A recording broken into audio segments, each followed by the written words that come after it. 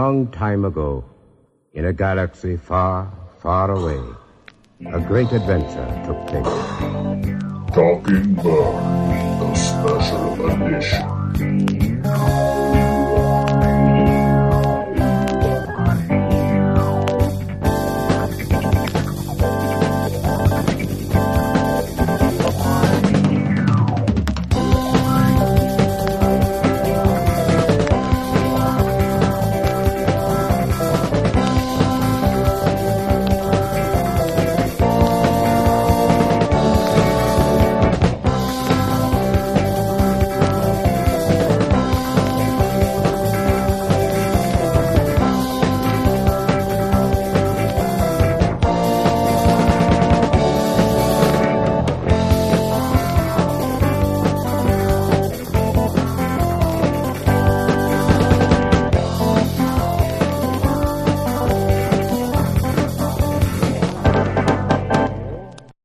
Hello, and welcome to Talking Bird, the special edition, episode 16, The Morning Show. I'm your host. Hello. Hey, everybody. Welcome. I'm your host, Robert Zachary, along with my co-host, John Llewellyn, who's not in the morning, actually. I'm in the morning. No. He's in the afternoon. Hello, Through John. the magic of those rural farmers or whatever, we are in different time zones, so it's afternoon here and morning. It's morning in Seattle. It's 11:21 in the morning, so it's not that early. So don't feel bad for me. I'm just not used to pontificating about Star Wars before noon. We are recording earlier than usual this week. I have some afternoon commitments that I have to work around. So here we are. This won't matter to you all because I guess it might get posted a couple hours earlier, but that's it. Exactly. In time for your drive time, unless you live in John's neighborhood, and you probably will miss it. So how's it going? It's good. I've been busy, but been trying to keep up with all this Star Wars news and views that have been going on, and it's a fun week. It feels like even though I'm like, oh, it's a slow news week, if you do some digging, it's all right there at the surface. Yeah. Well, Friday, of course, is Force Friday. Whatever. Right. All those toys are going to be in the store, so everyone's kind of gearing up for that, and so we're getting a lot of like, oh, this thing leaked, or Walmart put these toys out a week early, so we're getting little dribbles of this is what a toy looks like, which is that's news, I guess. Yeah, it's a kind of news. Exactly. Yeah, I kind of laugh when I think about people lining up at midnight, and I think it's Thursday night into Friday morning, I assume. Probably, yeah. Which is a little strange because considering it's toys and it should be for kids, shouldn't it really be Friday night into Saturday morning? But I guess maybe I'll have to look at that because maybe I'm wrong. I don't know. No, I know because I think midnight. Okay. Some stores are doing big things at midnight. Thursday night, Friday morning. So I'm sure people are going to start lining up after dinner, or maybe even before dinner on Thursday. I have noticed there has seemed to be a push right now for release date for music and movies has been, at least in the last 20 years or even 25 years, it feels like it's always been a Tuesday. Yeah, and certainly for music, I think it still usually is, but movies, it's still mostly Fridays. But then occasionally you get like that midweek Wednesday release because they want to make as much money as possible because it's not going to last very long. Yeah, if it's like a Harry Potter movie right before a holiday or something. I do notice that it does seem to be that there is a kind of a push for things moving towards Friday, which has always logically made sense because it's like, people get excited about the weekend. They want to make an impulse buy of a movie or something. Like the last Tame Impala record came out on a Friday, and I think in Europe, I think Friday has always been the new release date for things. But so maybe that's maybe, I don't know what the toy release date is. But I was kind of curious. So I went to the Target website just to see because I live like 5 minutes from a Target. I'm like, well, if there's a Target. If my Target's doing this, maybe I should maybe I should put on my sweatshirt and go out there and just to experience and be able to report back. But it's actually not that my target's not a participating target, so I'd have to go out by the airport to go to the Target out there, and I just don't know if I want to do that. I one time stood in line for an iPad for my wife because she wanted an iPad for her birthday. Yeah, and that was a weird experience. It's just like, you know, there's the people that want. There's the people that really, really want it. There's people that really, really want it so they can resell stuff, and then there's the people that had nothing better to do. And to be perfectly honest, me being there at midnight on a Thursday night would be because I had nothing better to do. Because it's not like I'm going to walk in and walk out with like $100 worth of toys. It's like maybe I'd grab a Captain Phasma and some robots or something, and then be like, and people would be like, "You waited in line for that?" Well, I just wanted to see if they have this thing, but they don't. So, well, I guess I'll see y'all later. Exactly. I would do that too, because I don't really, like I said, I've said many times before, I had to purge all my Attack of the Clones figures that I had, in Rubbermaid tubs in this house, and I'm like quite happy I don't have them anymore. So I'm not going deep on figures anymore. Yeah. Well, having said that, let's talk about some of the figures and things we'll see this week. There's at least one of the toy catalogs, I think it was Kenner probably, leaked a couple weeks ago. So people have been talking about this for a little while. But since we want to be topical and current, did it either in that toy catalog or just since since then in the last couple of weeks, have you seen anything really that like struck your eye or struck your fancy or anything that you just want to not really remark on? Yeah, it's kind of like it's very it actually almost feels slightly more, even though there's a lot of stuff it's like on shirts and backpacks and stuff like that. I'm not a huge fan of this, because I don't have kids, this Disney Infinity, which is kind of a cross between, for people who don't know, it's for all the major game consoles, and then you attach this plastic tray to it, or I don't know if it's wireless or not, and then you buy these figures that are pre-molded, they don't move, and then if you put them on the thing, a chip activates the character in the game. Right. And that seems like that's gonna be a really, really big seller, but I don't know actually when that's supposed to come out. But I didn't see any ships. Were they releasing ships in that catalog? So there were a couple like Micro Machines play sets where it's like, oh, this looks like the Millennium Falcon, and then you open it up and it's the Tatooine. Oh yeah, it's like that. So they had that. That's not quite the same thing. And then some of the Kenner figures, like there was one set where you got a character and a vehicle, but not like a huge one, but just a little like speeder or whatever that you could scoot them around in. Which, I mean, I kind of haven't.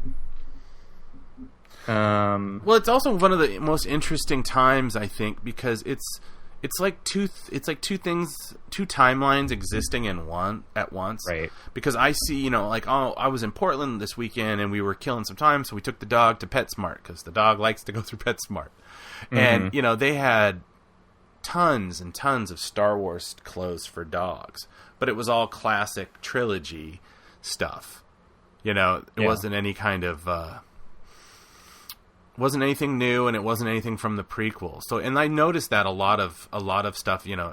I think we remarked last week that the toy catalogs have, it has a Darth Vader, it has a Luke and Bespin figure. They're still kind of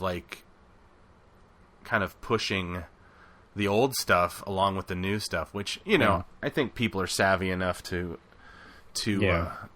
think. I guess it would be kind of hard to really push a Finn or a Rey character right now when they've been so not cryptic, but very sparingly letting out images from these like the Instagram trailer that came out last week. Some people are complaining that they're not showing us enough, and I would only agree with that in the sense that it's probably not, what do they say, educating the consumer. enough to Yeah. explain like why a kid would want that. Right. But I think, once December rolls around, I think they're looking at, they're going to look at people being pretty excited about that. But by the time, like, it's a kid, right? Kids have imagination. Like, what do they care? You give them a Finn figure and they can do whatever they want with it. And it doesn't necessarily have to, like, follow the storyline of the movie. It probably wouldn't even after they see the movie. They get to do with these, right, their toys. They get to do with whatever they want with them. That kind of brings up, I know we don't have this on the note, but I assume you played with Star Wars toys when you were a kid, right? Or a little bit, yeah.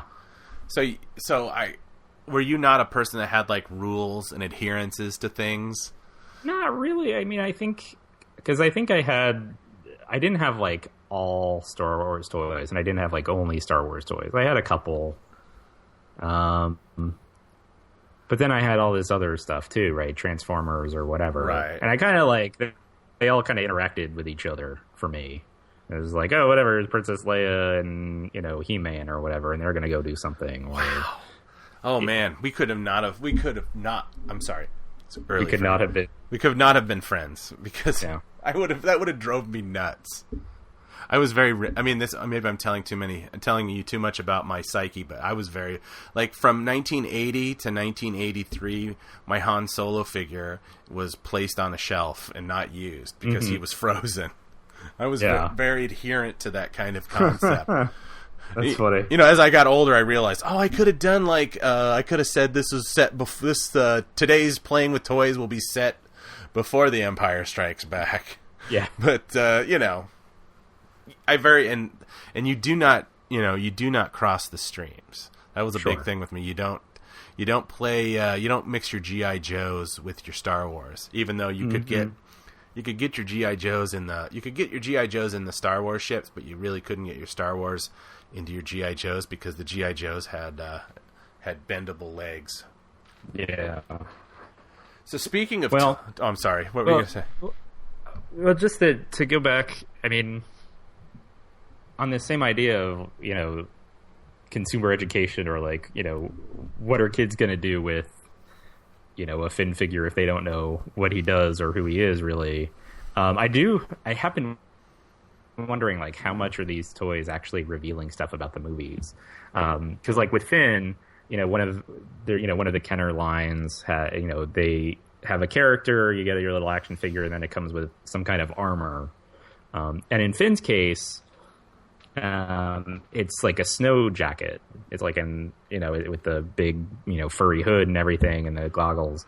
And this was a couple weeks ago. So this was before we saw the latest sort of teaser that was posted to Instagram that we'll talk about later. But, where you see Finn in the snow but there was already maybe this clue that like, all right, so maybe we're going to see Finn in a snowy environment at some point in this movie if they gave him the snow jacket, or it's there have been the Kenner toys and coloring books or whatever that have sort of revealed characters in the movie, not main characters, but like there's an X-wing pilot named Asti, who people are like, oh, this is new, but it looks to me like it's we talked about this a while ago. They released some concept art for a character called Bullhead.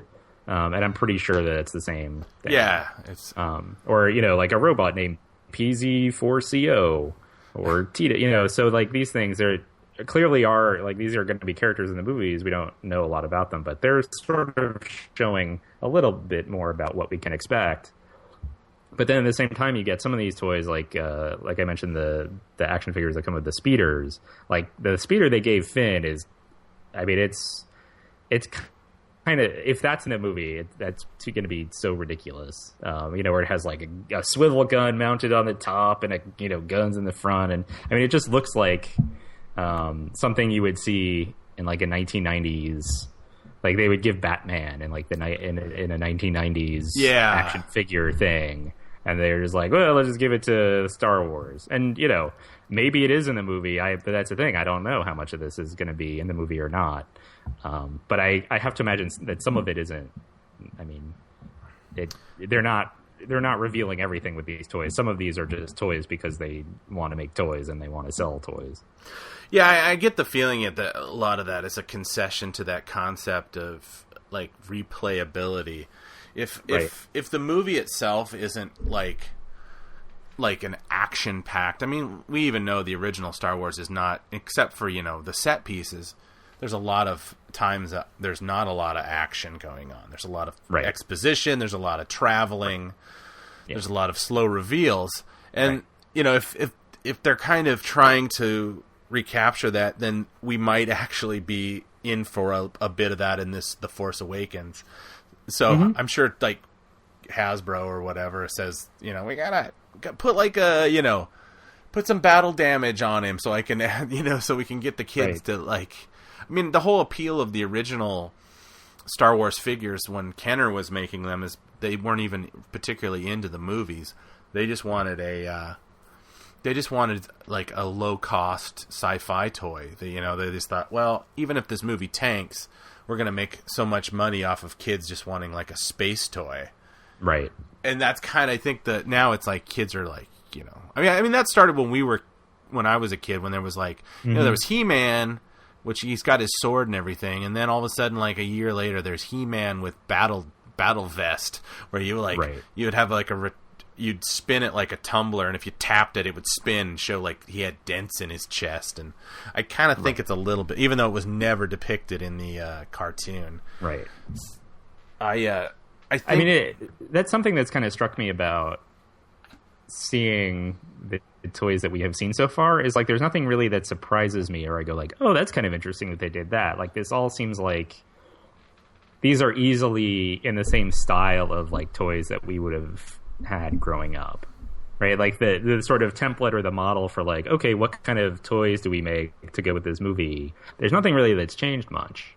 And I don't know if that is just how the toy industry works, because I don't know, because I'm a 30-something-year-old man without children, or if they just figure for Star Wars, like, what, we're not going to go out on a limb for this. We're going to go with what works. We know people like action figures. We know people like T-shirts with Darth Vader on them. We're pretty sure they're going to like backpacks with Kylo Ren on them, and we'll just go with that and just make a whole bunch of them. Yeah, I mean, you got to stick to the old favorites. I think that it would be I think a lot of companies are probably okay, people think, oh, Star Wars is a license to print money, but they said that in 99, and if it isn't received as well, then the shelf life, I mean obviously Disney's in big trouble because they've got 6 movies in the pipe, right? And if all of a sudden the first one isn't exciting, so they're gonna make, and the other 5 are they're kind of left holding the bag. Yeah, it's like, I mean, but at the same time, like, I mean, this is also, we talked already about how they're like bringing Micro Machines back. Like, Micro Machines was not in existence in the US anymore, and they're bringing it back just for Star Wars, essentially. They're also trying to bring Furbies back for this. Oh, jeez. Like, Furbies. What kind of, like... Whose idea was that? And who were the ad wizards? The only toy ever, banned by the Defense Department, or because it was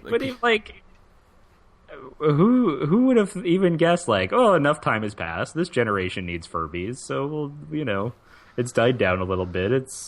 People aren't gonna think that they're passé anymore, so let's bring it back and tie it to Star Wars. It's the Furby generation, I guess. It's a funny thing, because like, you always think, it's like, well, when they say, oh, they're bringing them back, I'm like, oh, they went away. I assume that they always had them, but that no one bought them. Right. It's always like that. That's entirely possible too, that they're just using this as like a spur, like, hey, remember these things? Yeah. And it's like when you go to the toy store and you're like buying something for your niece or whatever, and it's like, you look at, there's a whole section where it's just like retro toys. Right. They just like, oh, it's the it's the Nerf cardboard basketball hoop. I'm like, that's the best thing ever. They stopped. This is considered retro now. Yeah. Yeah, I'm kind of curious. I think I might have to wander down to Target and see if like maybe they put some stuff out early, or just out of curiosity, because it was like the last time I had gone through the Star Wars section, it was pretty empty. Yeah, because they were getting ready. They were kind of cleaning out the Rebel stuff. It was just a lot of those heavily molded 12-inch, or I might even be taller than 12-inch, like Chewbacca's and right. Which for some reason the Ezra and the Sith Inquisitor, they were always like $5 or $6 cheaper than like the Stormtrooper and the Chewbacca character, which kind of irked me. I guess maybe they just made more of them. Maybe I don't know. Maybe they just weren't as popular. I mean, how long are we going to have to wait for that next season of Rebels? Is it next month or something like that? I want to say it's next month. I mean, that's another interesting piece of this sort of Force Friday marketing stuff, is that they've been including some Rebels stuff in it. You know, so with the vehicle line, and then there's a line of 2 character packs where you buy a thing and you get 2 characters. So some of those have some Rebels figures in them. Like you'll get Zeb and a Stormtrooper or whatever. But how they're going to manage the marketing between these two, I mean, essentially major pieces, like the 2 biggest pieces that they have going on at the moment.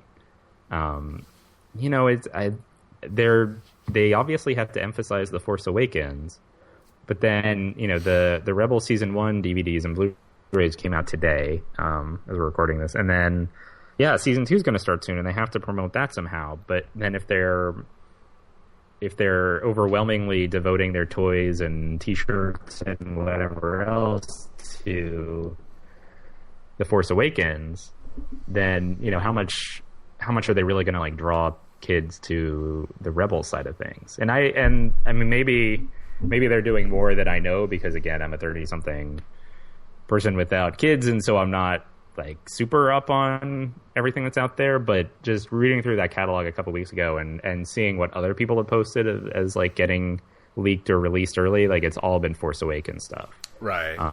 Which again makes sense, because you're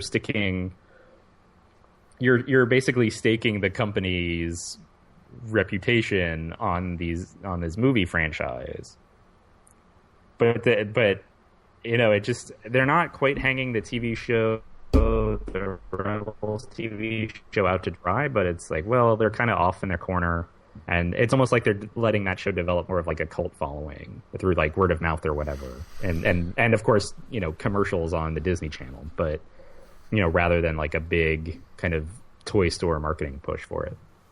Yeah, it's like maybe they're just trying not to poach their own property or something, where it's all of a sudden, if they spent too much time promoting Rebels, they'd have a bunch of kids being like, I like Rebels better because there's more of it, and I don't have to wait. I don't have to wait for it, and I can watch it. That could be. Force Awakens, it's like, there's been some rumors that it's coming out. They've already kind of have a soft idea of when the DVD and Blu-ray are coming out, and it's going to be like in March or something like that. And with Rebels, it's like kids can keep watching it if it's on the DVR or if it's on the Disney app or whatever. They can, because that's all. I think that has a lot to do with the way kids consume media. And again, I'm no expert, but every time my brother talks about my nieces, it's like they're watching the same thing, and there's a lot of repetition. Just kind of hammering this idea. Yeah, they're basically letting the show market itself through that kind of consumption, I guess. Yeah, it's the idea that's like, when I was growing up, it was all about scarcity. So you'd spend a lot of time speculating, and you're playing with your toys. Where now it's like you don't really speculation is only one aspect of your play. It's kind of it's interesting. Since we're talking about toys, should we talk about this unboxing thing, right? Yeah. So, I mean, you mentioned that you were going to, wander over to the airport Target and see what they have, but instead you could wait and in the comfort of your own home, spend 18 hours watching all of these toys get unboxed. So this is what's happening. I guess starting on Thursday, there's going to be an 18-hour toy unboxing marathon that can be viewed not only on the Star Wars YouTube channel, but also on the ABC mobile app and website. Of course, ABC and Disney are the same company. And then Good Morning America is going to be covering it live from New York, and then they're going to throw it to San Francisco. So the story I'm reading also contains this gem of a sentence. This person, I'm not going to say his name, but this person, a popular unboxer and an avid Star Wars fan, will be unboxing the last toy from the range at the Lucasfilm studio. So, I mean, I understand that this is like a big, like, unboxing videos are huge, but like to be popular because of the way that you take a toy out of the box is yeah, it's one like, of those... it's something I don't think I just don't get it, and I understand that I don't have to get it, but I just don't get it. Yeah, it's the thing. It's like this is another one of these cultural milestones that have slipped past me. The idea that, like, now it's, you know, there's Vine stars and Instagram celebrities and unboxers. I mean, I will fully admit that in the past I have watched unboxing videos. Mm-hmm. Partly because it's like one of those situations where you're like, oh, I'm buying some item, I'm buying a computer. It's like I have a Mac. So I think that unboxing kind of started with the Mac because they spend so much time on the packaging. They almost overpackage stuff. And I kind of wanted to know, like, okay, if I'm buying a new laptop, what's coming? What do I get in the box? What do I need to go buy if I need to, you know, X, Y, Z? But yeah, this whole idea that, you know, people, you know, unbox Blu-rays and people unbox their you know, it's, you know, the whole thing where people will show, like, I went shopping in San Francisco last weekend, here's me showing what I bought. It's that kind of, it's only in America that in 2015 when we can, like, you know, make an item out of our own conspicuous consumption. This idea that, you know, you fetishize the item and then you can actually, like, make its own kind of I don't even know what the word would be, but its own, like, subgroup of just opening it up. And you know there's people that are like, you're going to get weird crossover where you're going to get people that aren't Star Wars fans, but they're just unboxing fans. They're fans of unboxing. They're like, I don't like Star Wars, but the way you opened up that Captain Phasma, you know, you kept the back card totally intact. Right. Have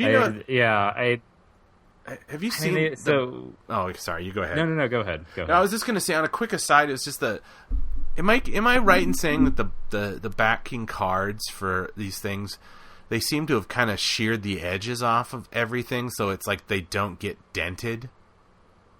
That's entirely possible, yeah. Because it's like, you remember, it's like there's always that thing with collectors where they go and they want to buy something in the box, and then it's like, well, is the card, what's the condition of the card?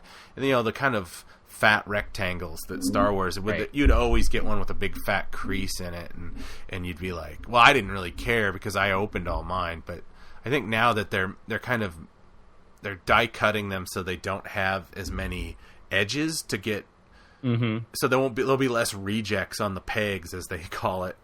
Yeah, I mean, that's entirely possible that they're doing that, which I guess makes sense, because then they, you know, because they don't want, I assume companies both do and don't want that kind of, like, market and that kind of, like, griping about, oh, this, you know, I only want the pristine edges of whatever. So, I mean, it makes sense. That way, if they round them out, then they just don't have to worry about that kind of thing developing. I mean, I guess that proves the point that they are packaging with collectors in mind rather than kids, because you'd think kids are just going to open it. You're not going to have some, you know, 9-year-old kid who's being like, one for the collection, one for play. Right. I at least I don't think so. I could be completely wrong. It could be like young kids speculating in Star Wars futures. Like, I'm gonna put a box of these away, and it's gonna pay for my first year in college, which they won't. Yeah. Trust me, they won't. The only reason that the Star Wars are worth anything is because of the scarcity. Because nobody knew it was going to be a big deal. Everybody knows Star Wars is a big deal now. So nothing that you buy new now will ever be worth more than about 5% of what you paid for it. Trust me. Right. I mean, the other piece of this, 18 hours. Yeah. Right? Like, who's going to sit in front of YouTube for 18 hours? Or the ABC mobile app, whatever. Yeah. It's because no matter what, like, unless unless you're like, I don't know, Steve Sansweet or something, or that level of like, oh, I have to have everything. I'm interested in everything. It's all equal in my eyes.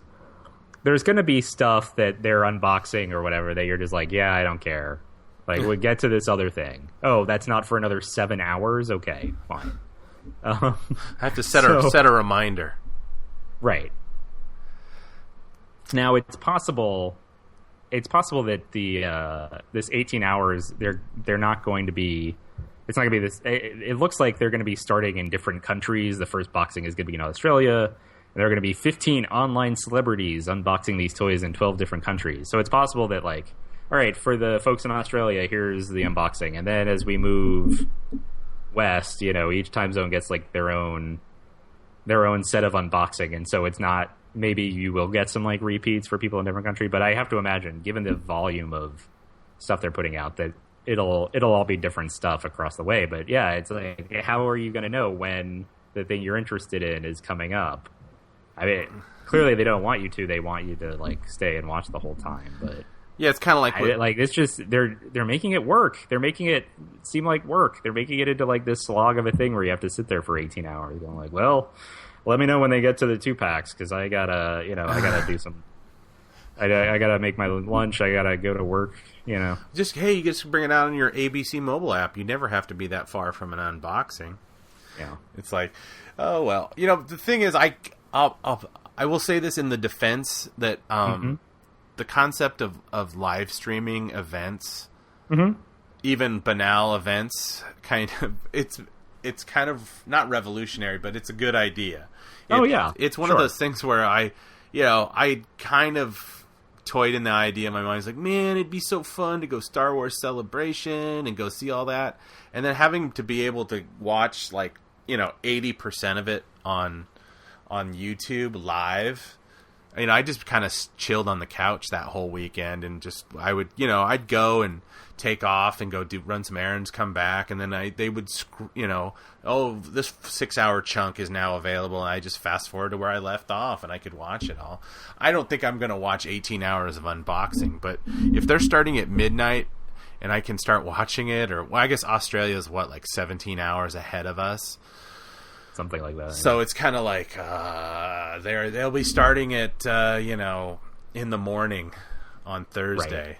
So I probably might if that keeps me from having to go stand out in a line with a bunch of nerds, I think I might watch some of it because it's I mean you're right. It's that part I think is a smart idea to that way.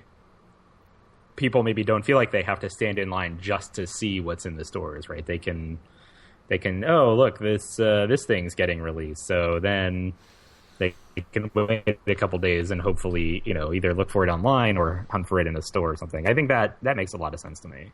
But it just seems like sitting there watching someone unbox things for 18 hours that's a lot for me.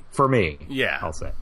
And now this begs the question, with this big reveal of figures and whatnot, and it happens every time. It happened for Star Wars. It happened for Empire. It happened for Jedi and all the prequels. Which figure for The Force Awakens is going to be the redheaded stepchild of the runt of the litter, the one where people are like, you could get it any day of the week, and people are going to be like, nah, because like for Star Wars. I'm trying to think of who it was for Star Wars. Probably. So, important qualification question. Are you talking about any of like, I guess what we'll call the like faced actors, where you see their faces and they get pretty good billing, or are you also including like the stormtrooper figures? Yeah, I'm including everybody because like I'm having trouble thinking of something for A New Hope, but like for Empire, it was always like the Bespin Cloud Guard with the mustache. That was the one that was like, do I buy this? Do I buy another do I have 2 stormtroopers in my litany, or do I buy this Bespin Guard that has almost no point in the movie? And then in Jedi it was General Maydean, which I think he was a mail away figure that everybody thought was going to be way more important. And then for the Phantom Menace, it was at least in my opinion, it was the Rick Ollie character, the guy that drove the Naboo starfighter, right. and then Right. Senator Palpatine, who has, very little. Mm-hmm. There was like, for some reason, my mother-in-law used to buy me like Star Wars Phantom Menace figures on closeout and give them to me for Christmas. So I've ended up with like 4 Senator Palpatine characters with his little Yeah. clear plastic hollow vid camera that's supposed to hover over him and film him. Mm-hmm. And I always equate those characters, like there's always that 1 or 2 figure that like nobody actually says, oh, that guy sucks. It's just nobody buys it. Yeah. I'm thinking that it's going to be what's the name of the guy who's the constable? Oh, Constable. Yeah, it's like it starts with a Z or something. That's going to be my vote for like the figure that there's going to be like 50 of them when you go to like Target on Saturday. Like nobody's going No interest. Yeah, nobody's going to care because they're like this. Yeah. There's something about that character that screams minor functionary. He gets in somebody's way for 5 seconds and then people go, "Oh, get out of my way!" Oh, And he's Zuvio, like, Constable Zuvio. I don't think he's going to be a big deal. Yeah. He's a red herring. Yeah, I'm thinking it's one of these ones that we've already seen, like maybe Tito. That it's just this. I'm not even sure like what he does, but he shows up in the coloring book. I think So we've seen Rey with that big kind of pack animal looking thing with the armor on, and you can't quite tell if it's like an animal or a robot, but it basically looks like a giant sort of mechanical bull kind of kind of inspired thing. So there's a creature associated with that who sits on the top, and I'm pretty sure that's Tito. I'm looking. Yeah, it is. He sits on. Like I could see that being something similar. Like it's just like Tito is just kind of like adjacent to one of the main characters and is on screen for like 10 seconds or something. But then it's like it's an interesting design and everything, but it has no real relation to the plot. And so, kids and whoever else buys these toys is going to be like, meh, I'm fine. I don't need my Tito. Or, maybe it'll come in like a 2-pack with Rey at some point, and exactly. you'll see them all end up on eBay. We're like, hey, here's a Tito that I don't really want. Yeah, it's funny. It's like I keep seeing these pictures from Jakku, and it's like I'm starting to slowly realize that Jakku is not Tatooine. Right. But I always because you've always still been skeptical that like maybe it is. Well, yeah, because I mean, like the whole joke, it's like there's no Khan in this Star Trek Into Darkness. Yeah, but then it's like, well, they've got scavenger characters, mm-hmm. and it's like, wait, they've got people that look kind of like Sand People characters. Yeah, and it's like now I'm kind of like thinking like, well, okay, so they're not it's gonna be Tatooine in everything but name. It's just gonna be like, right. Well, this person kind of is a sand person, and this is what happens when you have a one. But then if it was Tatooine, they would have just used a Tusken Raider rather than yeah. I could see PZ4CO, this droid that also shows up in the coloring book. I could see that being a thing because it's such a weird, kind of ungainly looking thing. So if I'm looking at the coloring book image, and it's basically if you take C-3PO and just kind of made him a little thicker, especially in the legs. Yeah. But then if you took off the head and replaced it with like a crash test dummy's head, or like one of the robots from iRobot, maybe, that's sort of what we're looking at, and it's this kind of weird looking thing, and I guess we'll find out what kind of role it plays in the movie, but I could see if they make a toy out of that, I could see that being a figure where people are like, I don't really know that I need another one of these. Yeah, this PZ4CO, he's kind of a chubby droid. He's he's thick. He's built to last. He's meant to pick up stuff. Yeah, I guess. Yeah, I know. There's always got to be one, but I don't know. The minute I say like, oh, it's Jakku's a different planet, I always think, planets are big. They could be on the other side of the planet. Maybe there aren't sand people on this side of the planet. That kind of idea. Right. I don't know. Yeah. It's like I get these weird theories in the middle of the night when I'm reading up and trying to get ready for the show that I'm like, then in the cold hard light of the morning I think, oh, that's such a goofy idea. No, I have the same thing. I can't remember what the idea was, but I thought I had some breakthrough, like this idea of what was going to happen, and then the next morning I was like, that doesn't make any sense. Well, if they did that would be terrible. I would hate that. What am I thinking? Well, I think I remember. I won't reveal my thing, but I had this whole theory about Kylo Ren that I emailed you. Yeah. And then I had this. I haven't even discussed this with you. I have this new theory about Luke Skywalker and why we haven't really seen a lot of him.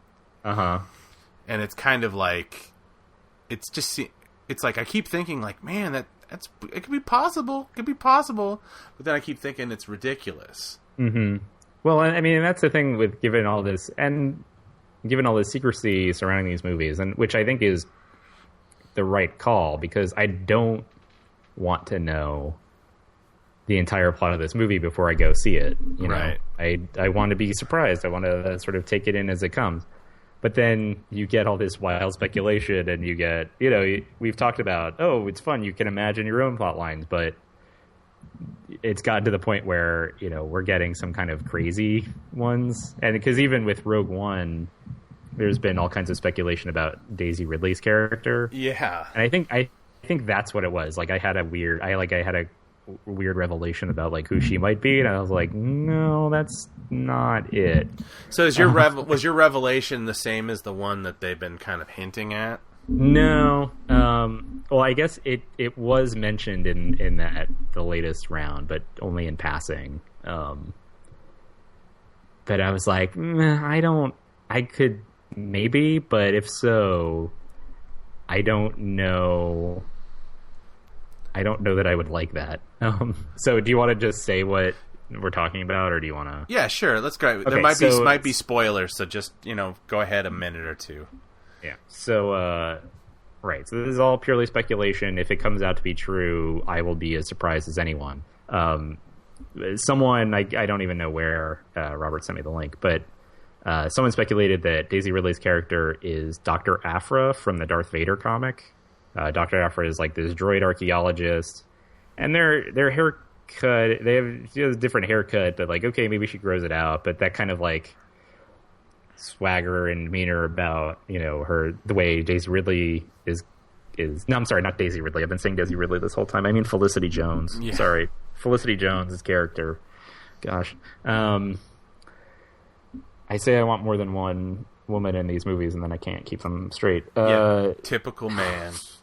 I know. It's bad. So anyway, Felicity Jones' character, there's been all this speculation, and someone speculated that her character in Rogue One was Dr. Aphra from the Darth Vader comic. You were not very pleased. Yeah. I actually wouldn't mind that so much, because I like that comic. I like her as a character. If she did end up fighting on the rebel side, that would be sort of an interesting development, I think, in that relationship. But I had this like crazy idea that she might be Sabine from Rebels, in part because, so I'm going to be connecting some dots here. So initially the speculation was that she was going to be Boba Fett's daughter, which she's not. It's not going to be it. And if it is, then they've like already screwed up the timeline of things, right? Like out of the gate. So it's not going to be Boba Fett's daughter. But then they were like, oh, well, her character's wearing the same gloves that Boba Fett wore in the original trilogy. So connecting those, I was thinking, well, maybe then she's Sabine, because Sabine is from Mandalore, which is where, Jango Fett is from. And so maybe it's like the gloves are like a Mandalorian thing. And, that way, the age would probably be pretty close. Maybe. Sabine, I think, would still be a little bit younger than Felicity Jones is probably playing, but not much. And so you could say, like, well, maybe, it's possible. But so that was mentioned in passing in that same article. But I woke up the next morning, I was like, no, that would be, that would be kind of crazy for them to do. And then B, like, I'm not sure I would like that as much as I would if it was Dr. Aphra or whatever. And I'm not sure why that is, that I wouldn't like that as much. But yeah, my first blush feeling on this thing is that there will be almost, except for our pre-established, Vader and Tarkin, that there will I don't think any of the Rebels characters will ever make it to the movies.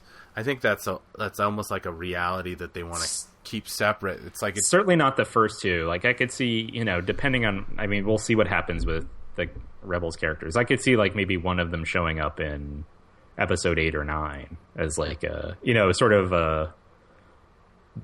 what Lucas did with episode 3, where he was like, well, this is kind of the last hurrah. Let's get all these people in here. And so, if any of the main group from Rebels survives, who did he throw in? I'm trying to think. Well, just like, like a young Mon Mothma and a young. But all that stuff was cut. Tarkin. It was, but except the Tarkin just that idea of like, okay, this is the last hurrah. Let's yeah. This is the last time, so I want to put in all this. Let's get all these characters together, even if they don't end up in the final. Yeah, I guess you're right. I mean, the thing is, and also I have that height. I keep having this idea that just because that they're doing something that they're gonna it's gonna have a logical end. It's like the idea where people are like, well, is Rebels gonna dovetail into A New Hope at some point?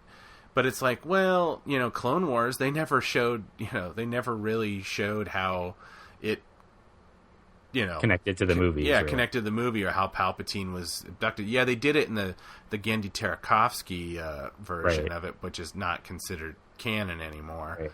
But yeah, I mean, I guess that's the idea behind the story group, is that they're going to run everything through this one unit, and that they're going to keep everything straightened, so that you might have this kind of logical conclusion. But yeah, I think they've been mostly, except for like the intentionally Nick stuff, like the upcoming crossover comics between Darth Vader and the Star Wars title. Aside from stuff like that, they're kind of intentionally keeping things pretty walled off from one another.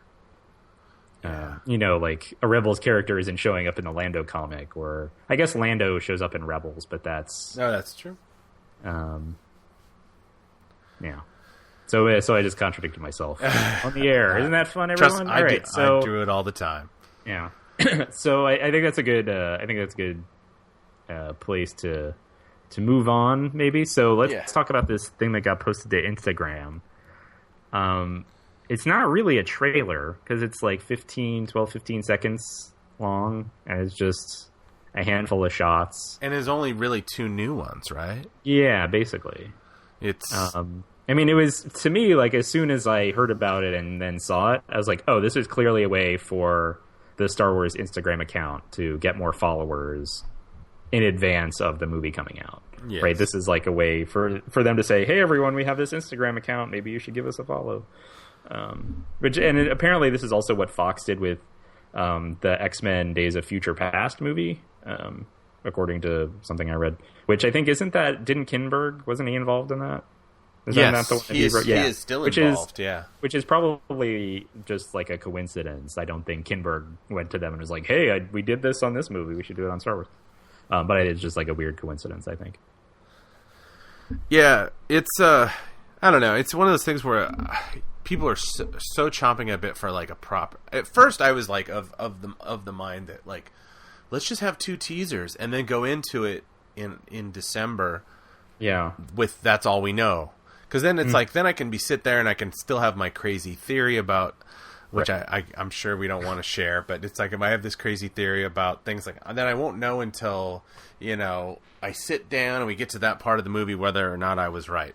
But these kind of 15-second things in the Korean TV ad, which I assume the Korean TV ad was not meant to be playing everywhere. Right. It was just like, Right, someone saw it and posted it online. Yeah, and you get to this idea where it's like, well, maybe it does need a proper trailer. I mean, I've heard some commentators just say that they don't really enjoy the secrecy.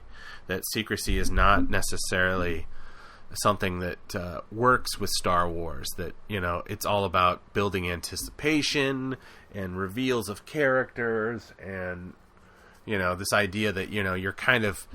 Even though you think you're at like 40% of understanding what you're going to be seeing, but when you actually sit down and think, you're really only about 15% spoiled. And that was always the kind of the great thing about the trailers. And I find it, I will say this, that it's slightly, these 15-second reveals or whatever, they're kind of undistinguished. For a movie that, and maybe I don't know about 21st century 2015 movie marketing, and maybe you have to do these things. Maybe it's because Vine and whatnot. Really, if you don't have a Vine, you don't have an Instagram, and you're not telegraphing to younger people in 7-second or 6-second and 15-second increments, that it's not gonna matter to them that a 3-minute. Or I don't know how long is a trailer usually? Like a decent Star Wars trailer is probably under 3 minutes. Yeah, that's probably right. I mean, I guess that maybe that's just old fart kind of things. Like it's like we're sitting around waiting for this big reveal when like people are like, I'm getting all I need. I'm getting my my one shot of Daisy Ridley in a slightly green area with BB-8 in the corner looking up at something. Mm-hmm. And one shot of Boyega with the lightsaber. That's all I need. Right. Yeah. I mean, in some ways, it seems similar to what we were talking about with the toys, where it's like it's not really. They're kind of still marketing, these things the same way. It hasn't changed that much, but now they're like, I don't know, make them shorter, I guess, and then just. Don't tell anyone we're doing it, and just make them shorter, and that's how we'll market it. And it's like, oh, okay. Yeah, it's like are they going to release the whole trailer in 15-second increments on Instagram? Right. It's kind of back in the day, you used to buy you'd get your bubblegum cards, and on the back, about 1 out of every of the 10 cards they give you would have a piece of a picture.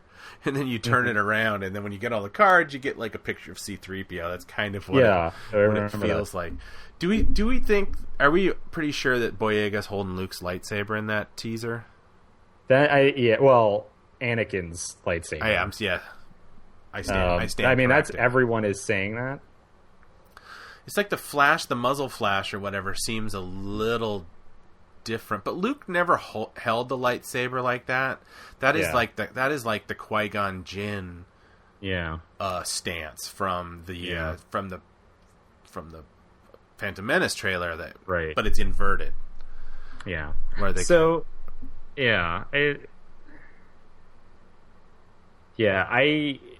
I'm still skeptical that Boyega, fighting with that lightsaber, or at least, raising the lightsaber means that he is actually like a proto Jedi.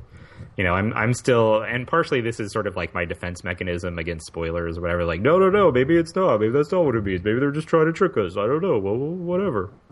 Like maybe it's just all he had to defend himself at that point in time. He was a former stormtrooper. I've come to accept that that's part of the plot. So, he's trained in different forms of combat. Maybe he just like, oh, I've got a sword. I know how to use a sword. I'll just use that. And then I'm also skeptical still. And again, this is more defense mechanism stuff, but I'm also still skeptical that there's actually a fight between Kylo Ren and Finn. Like, I'm still like, they're definitely both in snowy areas. But we never see them in the same frame.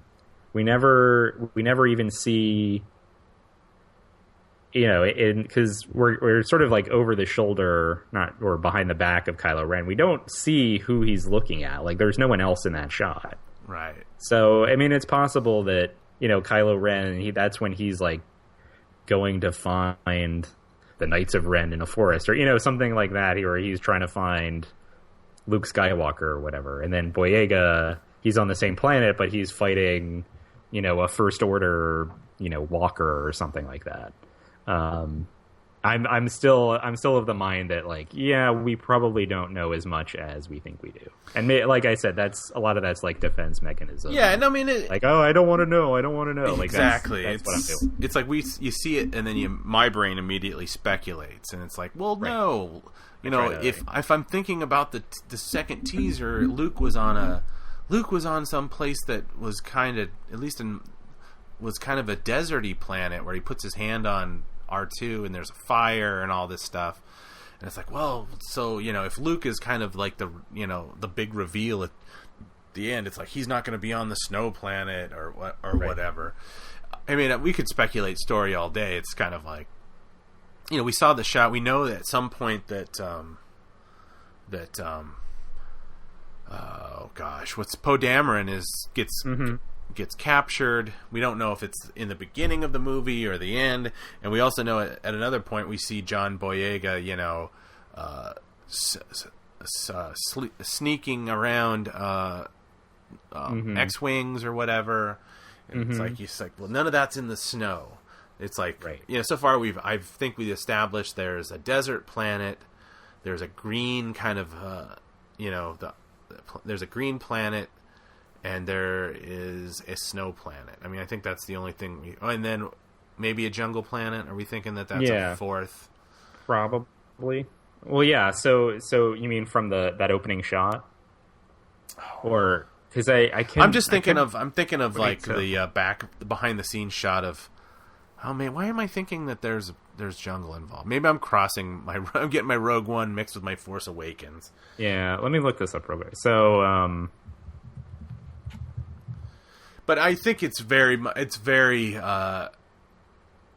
possible that's just they created this conflict through editing that somehow, right. Because I mean we all know that Luke never even uses his lightsaber.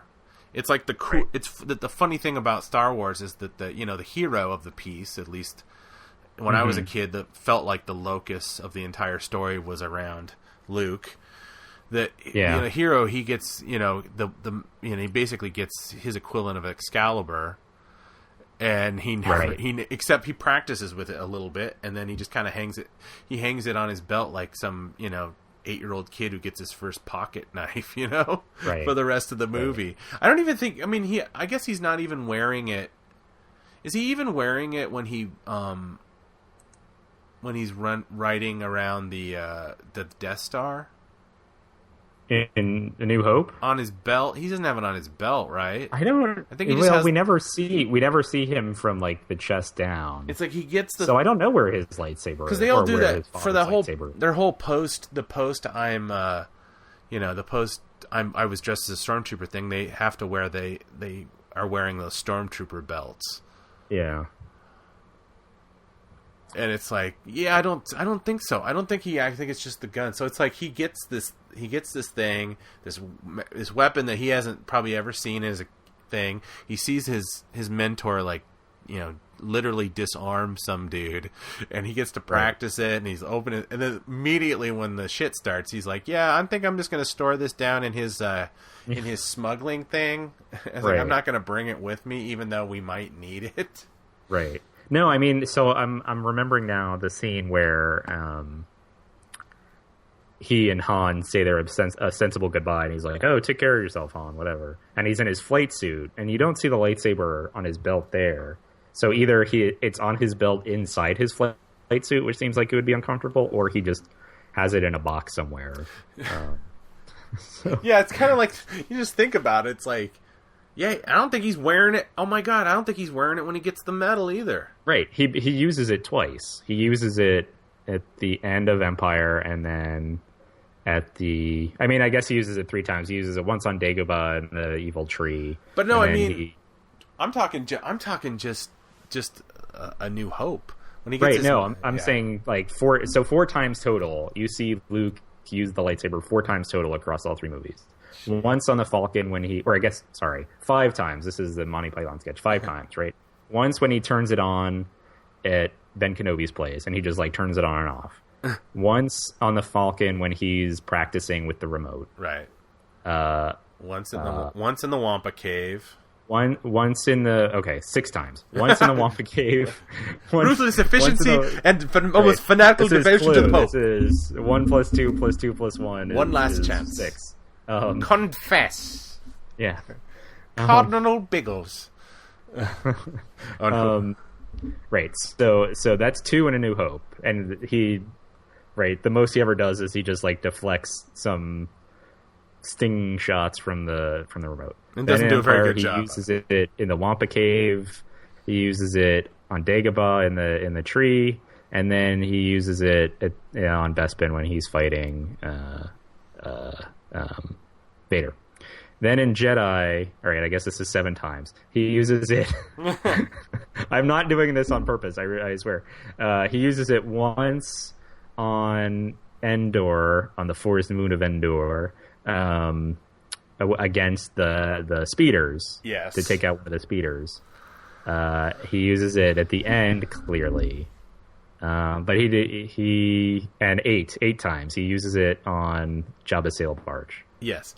And we don't, and see, we never, and I've always said he never established whether he actually, I'm going to have to rewatch, but does he have the thing on his belt at the end of Jedi? Didn't he? I always felt like he threw that saber away. Well, so he has it, and he says, "No, you failed, Your Highness. I'm a Jedi like my father before me." But yeah, he takes his lightsaber and he just kind of like throws it off to the side. And I mean, I guess that's why people have been speculating, like, oh, it's Luke's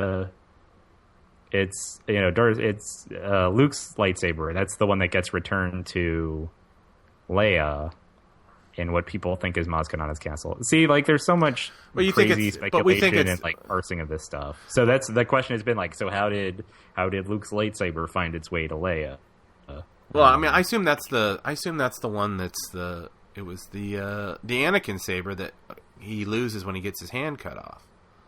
Oh, maybe I don't know. Yeah, because it's like the Jedi one has the rings around it, like the ridges. It's like the ruffles with ridges, and then the other one is like has the silver shaft and like the fins on the base, kind of like Vader's saber, but Vader's has the flash guard is in black or something like that. Right. Yeah. So I mean, I'm pretty sure that this whole concept, somebody went and dug up Luke's hand, which I think we talked about last week in Dagobah. Mm-hmm. But yeah, I don't know if I don't think Luke is a very good lightsaber keeper. Mm-hmm. Right. Well, that became a running gag in the Clone Wars that Anakin, and in the movies too, I guess. It started in the movies where there was like this running joke that Anakin kept losing his lightsaber. Right. But then like you never saw it happen. They just kept making this joke and you're like, oh, I guess he loses his lightsaber a lot. And then in the Clone Wars, they like actually fleshed it out. So you're like, oh, I get it. He loses his lightsaber a lot. That's one of the things I really didn't like about another thing. I'm starting to realize that maybe Attack of the Clones is probably my least favorite Star Wars movie.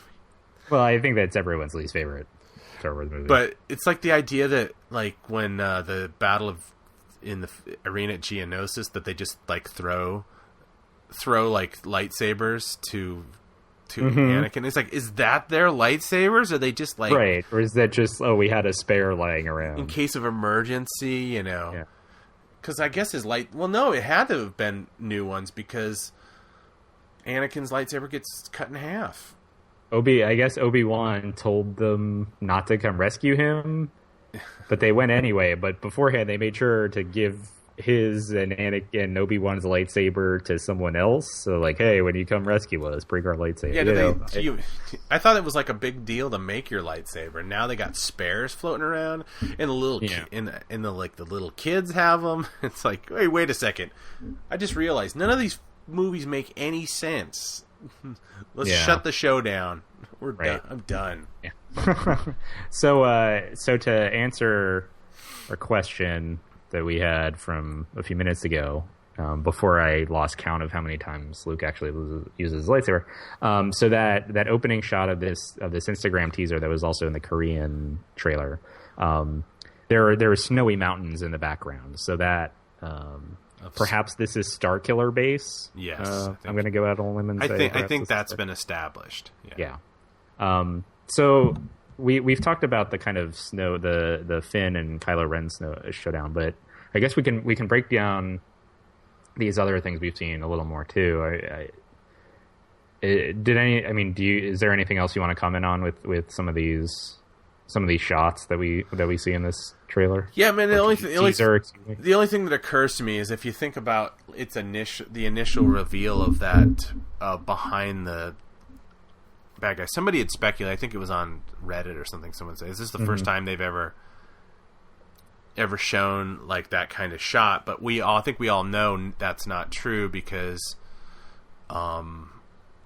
it's the end of Attack of the Clones. The clone troopers loading up to go to war. And I think it's kind of reminiscent of that. And also, I wonder how pointed, considering that was a South Korean commercial, that shot was first used. That maybe that they're trying to play into that kind of the anxiety. Boy, they're playing with fire if they're trying to do that. Yeah, I mean, they're walking a fine line. There's always that anxiety that somehow the North is going to engage them militarily, and that's kind of like, it's like, was that either an intentional, or is that just insensitive and like nobody's calling Lucasfilm on it? Like, hey guys, he might not know this, but we almost went to war last week. Right. I don't know.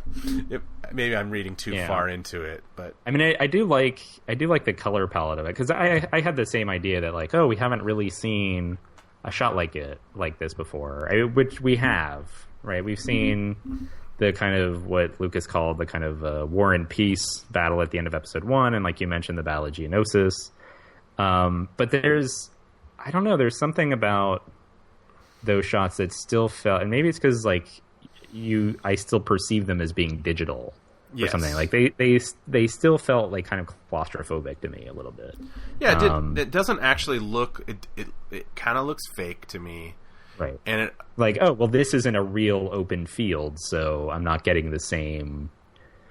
And also, as much as there's a massive amount of thing there, it's like, that's not a very big. There's not a lot of the First Order's kind of small. It's like, there's not a lot there. And also, it's like, well, that's kind of an odd thing to say, because really they're trying to show an expansive grouping, but in my mind, I think that's the inherent problem with CGI. It's like the eye, and maybe they're not all at Starkiller Base. Maybe this is just like the core group. Yeah, that's true. I don't know. It's I mean, I do kind of like the putting it in this kind of snowy mountain area, because then you get that, and then kind of like the whitish gray skies, and then you have the white and black uniforms. I think it really is effective for setting off the red of these flags, and which is associated with the First Order. Like it just makes those pop a little bit more, and I think it's a really it's a really smart aesthetic choice to set it in this kind of, rather than if it was in a jungle or something, the red might have gotten lost, or a desert, it wouldn't have given the same.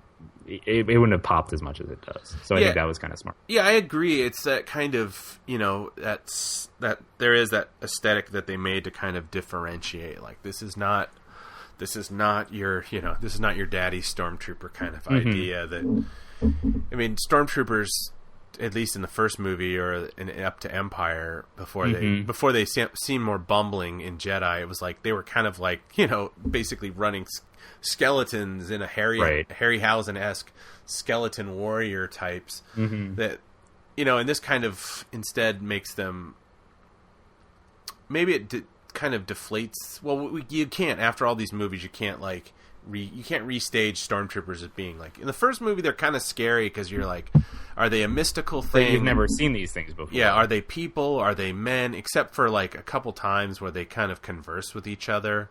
Like, like there's one over here, or set for stun, and then, although one of my favorite little sequences when Obi-Wan turns off the tractor beam, and they're like, "You guys seen the T-15 out there? Yeah. Like, it's quite it's quite a sight to see." Yeah. What Lucas does kind of whatever. It's funny how like he kind of plays against the idea that, like, you know, if he had them not talk as much, he could have really pumped up the idea that, you know, they're the equivalent of the, you know, Killer Kane's but in Buck Rogers' Warriors or the soldiers of Mongo. But no, they're like bureaucrats. It's like, wait, what time you get off? Are you did you know it's spaghetti night? It's like, what? Yeah.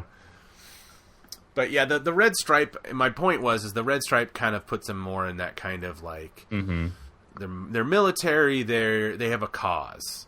You know what I mean? This idea that, like, well, we keep arguing. It's like, well, what is the First Order like? Are people conscripted in it? Are they there by choice? At least in the higher up, we get this feeling that to me that red stripe or whatever kind of intimates that they have a cause. Right. It gives them some kind of like agency. Almost. Yeah, symbology. They're actively trying to take over the galaxy or whatever. I mean, it's a slightly different shade of red, I think. But I mean, it still connects it back to Return of the Jedi with those with the Emperor's guards there. I mean, when that movie came out, and even, you know, for a long time, like, people go nuts over those characters, in part because, you know, their costumes are so different than the regular stormtroopers. But then I think it's also the color, the red color. It's such a vibrant.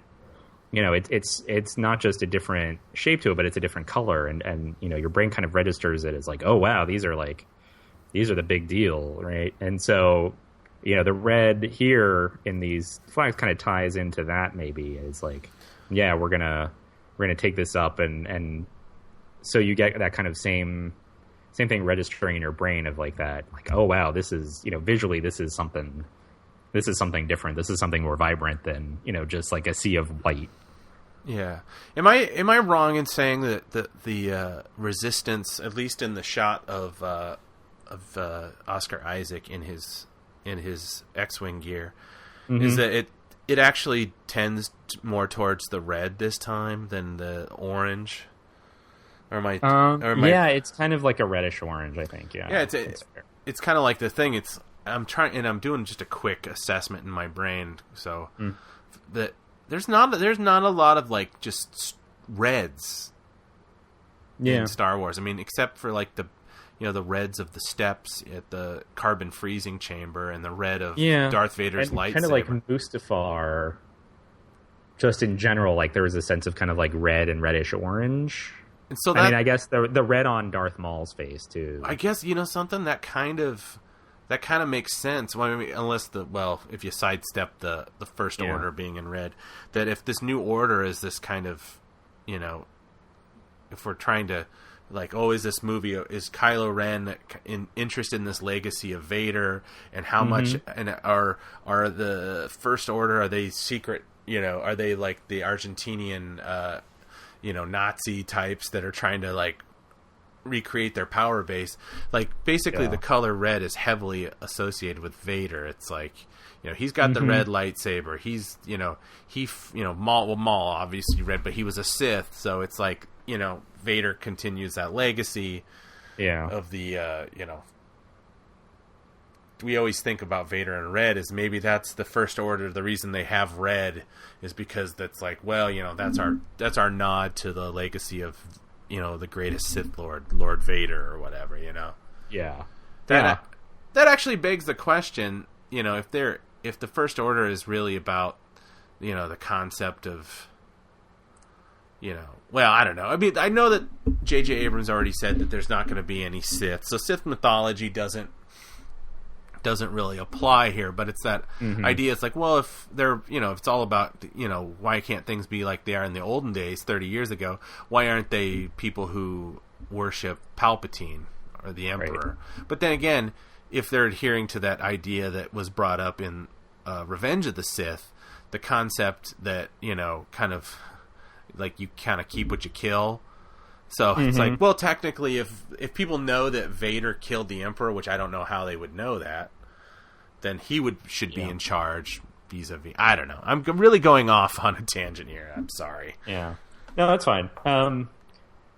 So the other big thing that people kind of went nuts about with this Instagram teaser is the music, because this is, I think, the first time that we've gotten actual original music. I mean, some of the other trailers, some of the other teasers, I think, maybe had music that was re-recorded, but it was still the score from the original trilogy movies. Whereas this, it sounds like, a whole new, or a part of a whole new score. And it's a riff on the Imperial March, certainly. So what did you think of? What's your kind of reaction to the music? Well, if I'm being perfectly honest, I didn't even realize it was new. Well, I mean, I think that's partially intentional, right? They're building on the old stuff. It's with the prequel trilogy, John Williams was kind of like working backwards. Right. He took the Imperial March and twisted it around to get Anakin's theme. But then with the sequels, I guess he's sort of, okay, so this is, 6 films worth of scores. Now I have to keep building on those. And okay, so what does this sound like 30 years later if we don't have like the Empire as we know it, but it turns into this First Order? So what is that? How do we still get the same emotional idea, but it's not quite the same? So I mean, I think it's definitely clearly supposed to be reminiscent of the other stuff. Yeah, maybe because you have musical training, your ear's just a bit more acute for these sort of things. But a lot of it is kind of like the minute you a theme kind of goes within that tonal thing. I just think, they're using because there was, I have the box set of all the soundtracks, and there's so many alternate takes of things like, here's a slightly different take on the Imperial theme or whatever. Mm-hmm. I always kind of just think, they're just kind of using something from that. And I keep forgetting that, part of the excitement about this is that we're going to get a whole new score. And so maybe it's just like, maybe I just didn't pick. I just thought, that kind of sounds like they're just kind of doing the Imperial maybe riff. They're just editing it or something. Right. Because that's a lot of that kind of thing. So I guess maybe I need to really... I suppose that's possible that, they just kind of cut up the original score and then re-recorded it. But I think the instrumentation is slightly different. You get more, I think what's probably French horn in this, maybe trombone, but it's certainly not with the same tonal quality that the trombones in the original Imperial March or had. Maybe I've watched it like 10 times and never thought to turn the sound on because Instagram sucks because it's that way. You have to watch it you have to swipe it and then you have to turn it on, and then it's like, I have to turn my phone on, and then it's a little tiny speaker. I don't know. I guess I completely missed that, which is a little embarrassing, to be honest. No, that's all right. So for me, I mean, it when you talk about sort of the music as helping to develop this kind of like emotional response to what you're seeing, I mean, it seems almost like an inverse of the music in Return of the Jedi when Luke is on the gangplank, on Jabba's sail barge where he's about to drop into the Sarlacc, so we think whatever. And there are these horn stabs that are kind of used to build anticipation. Bum, bum, whereas here it's almost like, exactly. Whereas here, the notes are longer and there's sort of like this bigger sound associated with it. But it's almost like a release, sort of, right? It's like we're building up this anticipation for the movies building up. We want to see people fight with lightsabers, and so here it is. Bum, bum, bum, bum. It's that kind of. You're right. You wanted it. We've been building up to it. Here it is. And so, it's almost like I said, it's kind of the emotional inverse of that Return of the Jedi feeling. And part of that kind of build up, it sounds to me like there's some kind of buzzing sound in the background, like very low in the mix, and then it kind of builds up just slightly. And I can't tell if that's the string section kind of going nuts, or it might even be voices. Kind of, sort of wordless vocalization. It could also just be the sound design and something that Ben Burtt did. I'm not sure. Or it could be your Skype cutting out. It could be. You were actually it's the last sentence you said got eaten by Skype. Oh, just that. So there's that buzzing sound in the background. I can't tell if it's strings or voices, or it could just be something Ben Burtt did with sound design. Yeah.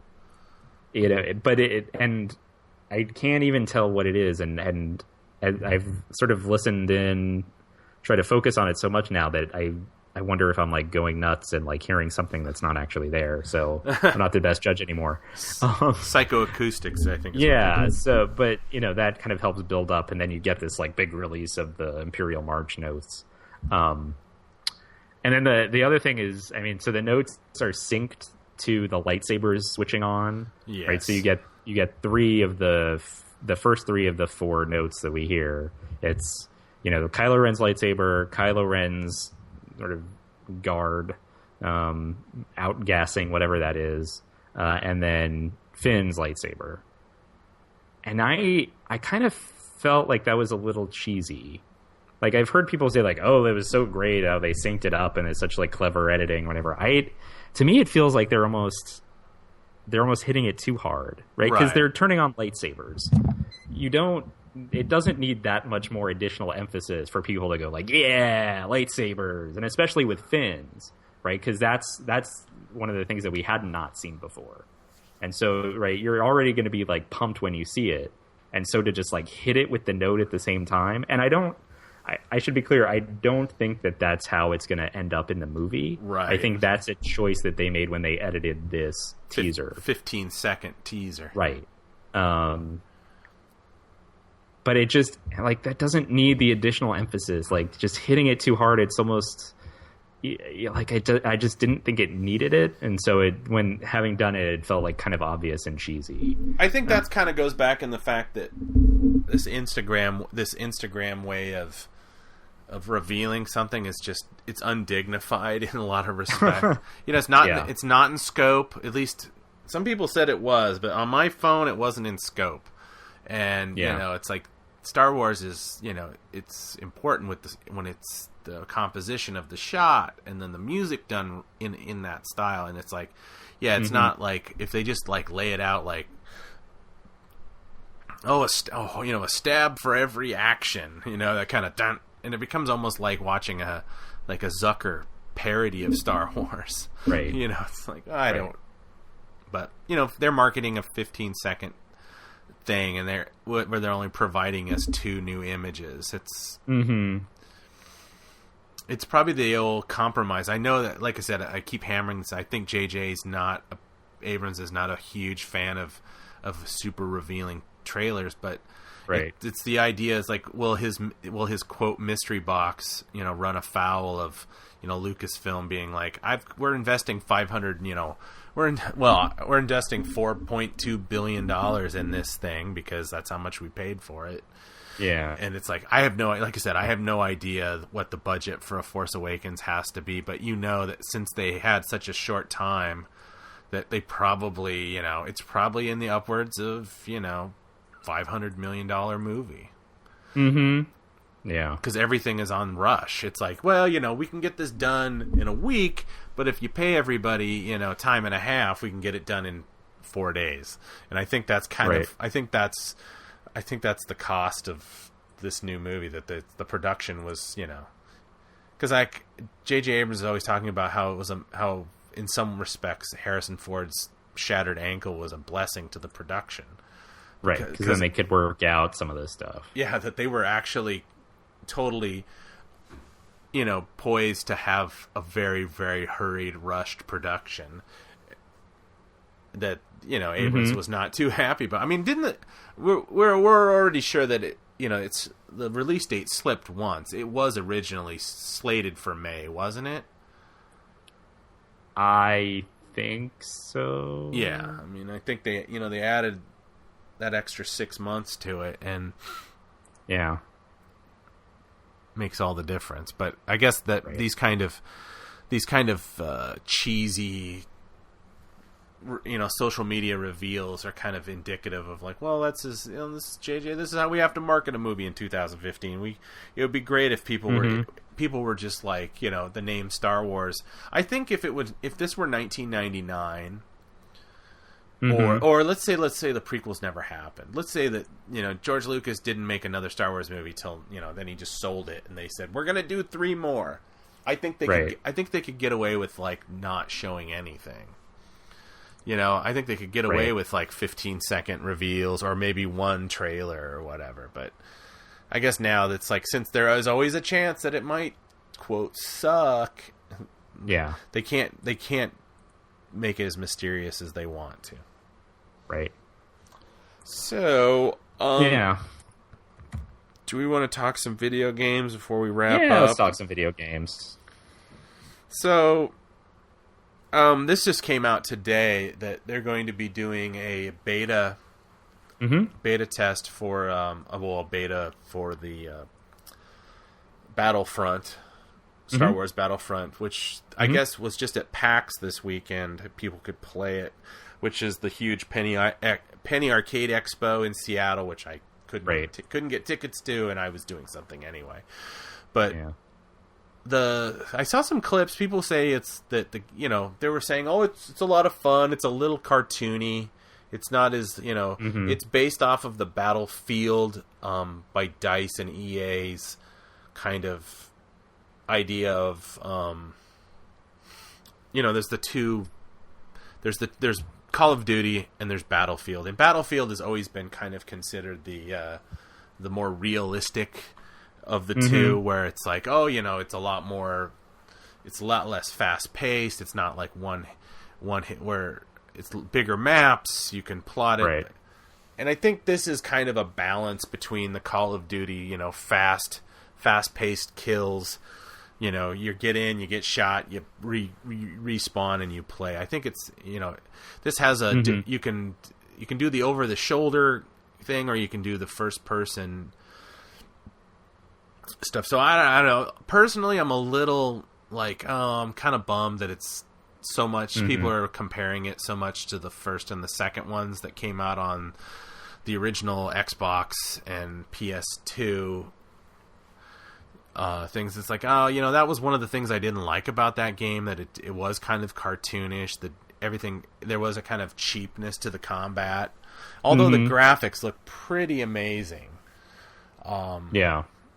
It definitely looks. It's certainly a really good looking game. Yeah, it definitely, I don't think, is one of those things where, even though it's getting its own book and whatnot. Yeah. I don't think they're really going to try to tie it into the movies. Knock on wood, that. Right. People have made a lot of... I think that would be hard to do. Yes. Right? Because, we've already seen how the Battle of Hoth goes. Other than, as you mentioned, this book, Twilight Company, which features some non-human folks, it looks like, fighting in probably the Battle of Hoth. Right. Which we hadn't seen in the movies. Other than that, I don't think there's going to be a big... there's not going to be, some dramatic revelation that's going to change everything we know about the Battle of Hoth or whatever. Yeah. General Rykeen had a wife, and we didn't even know about it. Right. And she was she was an Ugnaught. I'm just imagining that actor in, a living room scene with his wife, and he's, home from work, and she's asking him about his work. He's like, oh, I don't know. I don't know if we're going to make it this time. It's like, we had a good fighter, and we hated to lose him, but now he's gone. Ben Bova. Ben Bova, who plays General Rykeen, he the only other thing I ever saw him in was in Fawlty Towers. Oh, that's right. That is him, isn't it? He's the guy with the Waldorf salad. Yeah. Yeah, he always looked familiar to me. It's in both of those things, and I never put them together, but you're right, that is the same guy. Yeah, it's like every time I see him, I just think of him yelling about wanting a Waldorf salad. So if you, I guess... if you're not a video game person, you're thinking you might want to be a video game person. Lucasfilm has not left you behind. You can actually now pre-order the Darth Vader branded PlayStation 4 that comes with a specially branded PS4 with what is this, like a silk screen of Darth Vader on the top, and a special Darth Vader PS4 controller, and you get the Battlefront game, and you get three or four Star Wars classic games, which is Star Wars Pod Racer Revenge, Bounty Hunter, Jedi Starfighter, and Super Star Wars, which is Star Wars, which was originally a Super Nintendo game. Yeah. I don't know. I'll be honest. I already have a PS4, so I won't be. At first, I was like, "Oh, they're doing a Star Wars branded one." It's like, "Oh, maybe I should, maybe I should trade mine in and get something different." But looking at it, it's kind of like you can buy. You can go online and for $5 you can buy those vinyl stickers and you can put it on your PS4 and it would look. You could probably get one that actually looks better.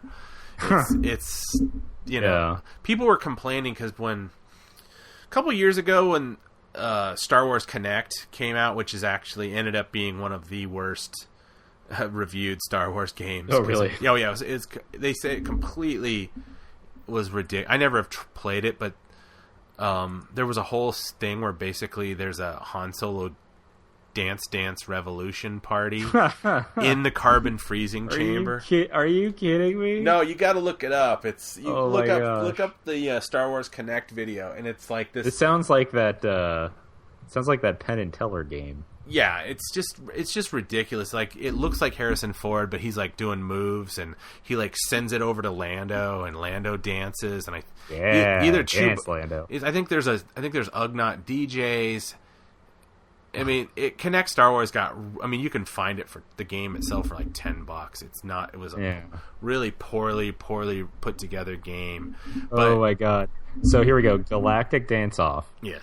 I'm reading Wikipedia. Players can dance against Princess Leia and others enslaved by Jabba on Tatooine. That's tasteful. Yes. Songs are modern and remixed with Star Wars lyrics. For example, Hollaback Girl, remember that song? Hollaback Girl becomes Hologram Girl. Raiden Solo, I don't even know what that song is. Raiden Solo becomes I'm Han Solo. Raiden Solo is a song by Jason Derulo. I don't know who that is. Yeah, I've heard it. It's so Raiden Solo becomes I'm Han Solo.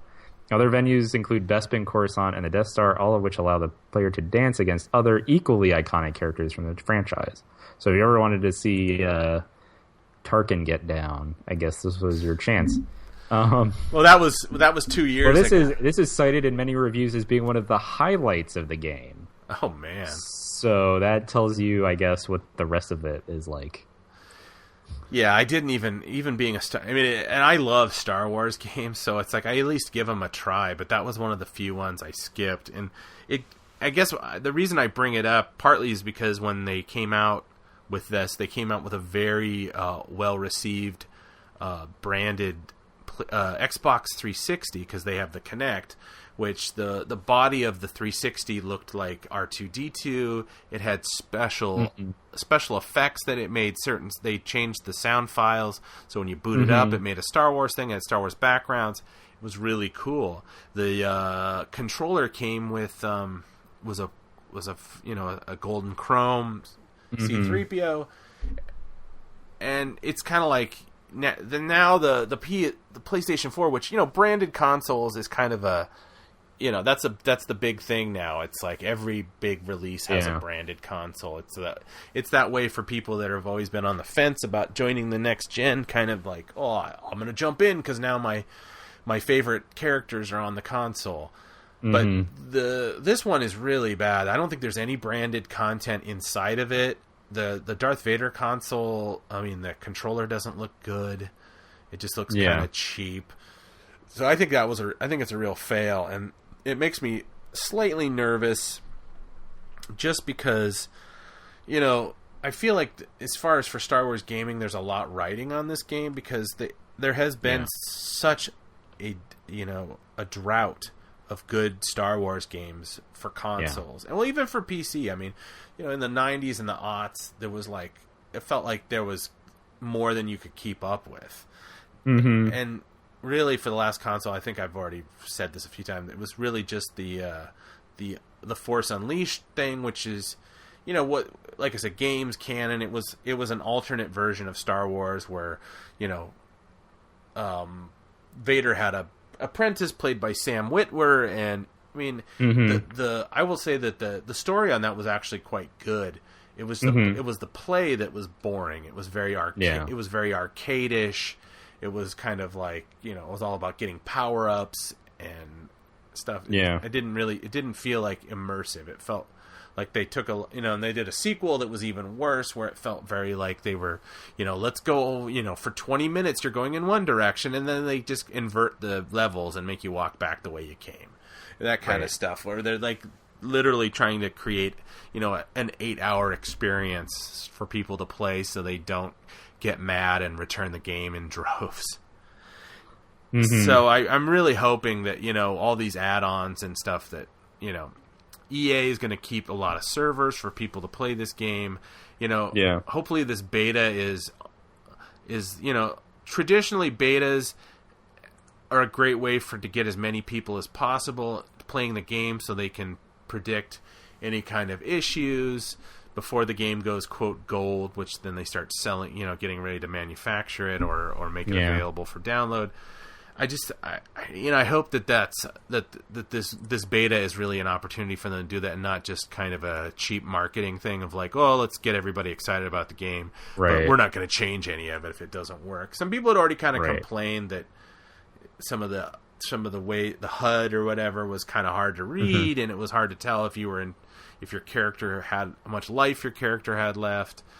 Yeah, like I said, if I have to go through another drought of like 6 Star Wars movies and all the Star Wars games are mobile games, I'm going to be kind of bummed. I mean, that part of me, it's like, but their choices of games that they're giving you with this pre-order kind of bums me out, because like Racer Revenge was the second pod racer game, which believe it or not actually had a canon concept to it too. And the idea literally was the 16-year-old, the Hayden Christensen pre-Attack of the Clones Anakin actually had a second career as a pod racer. So he like left the Jedi Order for a short time and started pod racing again. Yeah. And Jedi crave not speed. What was it? They need for speed. Yeah. They do need a little pocket money on the side, Exactly. I love the Episode 1 Pod Racer game. It was a lot of fun. It was like, I think that was probably the game I spent the most time with around that thing. It was like I had it for an N64. And they came up with it. There was enough tracks and enough of a challenge to keep you coming back playing it. Unfortunately, like I said, you're getting the second one, which was a PlayStation game afterthought that kind of came out a few years later. It wasn't as much fun. It kind of thing. Star Wars Bounty Hunter is a Jango Fett game that was kind of as boring as Jango Fett was as a character. It's like it's a lot of wandering around corridors for no reason. I gave up that. I had that game for GameCube, and I gave it up because I'm like, I got to a point where I was like, they go, go meet so and so, and I had no idea how to get to that person, and I'd spent an hour walking around, trying every doorway. It had no map. Right. And Jedi Starfighter was a ridiculously boring game too. So the only one of that. So the pre-order bonuses don't. Super Star Wars. I love Super Star Wars, but it's it's a total Mario kind of platform game where everything the movie's being retold in kind of a Nintendo-ish way, where it's like, oh, Han Solo, after he made the deal for the Falcon, he had to slide for 25 minutes, had to slide through some kind of weird droid foundry where huge robots were shooting at him till he finally gets to the Falcon. So I mean, it's not a great story, but it's a lot of fun. It's like Star Wars sound effects. It's the mechanics of the game. Hopefully those games will be, I actually had bought a Nintendo DS through a 3DS, assuming that, I thought you could just buy all, because Nintendo has a store where you can buy digital games from the past. I assumed in my poor research that I could just rebuy those games digitally and play them handheld, because I was like, it's been 20 some odd years, but I guess they're not available. You have to buy them. You have to buy them in some kind of. I think you only can buy them for the Wii U or whatever. So I end up with this. I end up with this console that I essentially bought for a game that didn't even exist. So I had to get rid of it. So I will play that when that shows up on the PlayStation Store. I will buy Super Star Wars for $5. Hopefully it's $5 because I still have my Super Nintendo. Yeah. But I guess my long story short, unless go you ahead. don't sell your PlayStation to buy this because it feels like a waste. Yeah. Well, and speaking of, you mentioned in there, games with canon storylines or whatever. We also have Uprising. We've learned a little bit more of Uprising that's coming along. This is one of those mobile games that you are not necessarily looking forward to, but I think I'll give this. I might give this one a try, though.